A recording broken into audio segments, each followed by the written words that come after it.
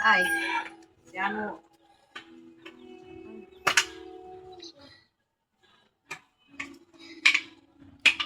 Ang sweet ng mag-asawa. Tingnan nyo, gumagawa sila ng kulungan ng manok. Ito ang mga sisiw ni Tita Ri.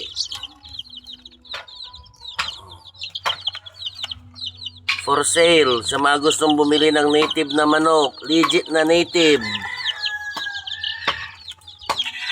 Texas siya, native.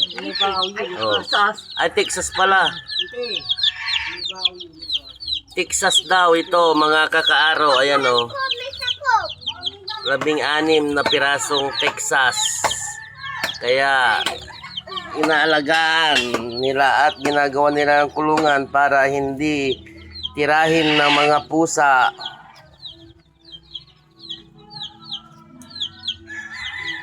So, dito nila ikukulong ang Texas. Bigay ni Asoy. Palahian. Pinalahian galing kay Asoy. Kala ko native, Texas pala. Kiniwatan ka, gawin dyan. Ano yung bumipapara ng mga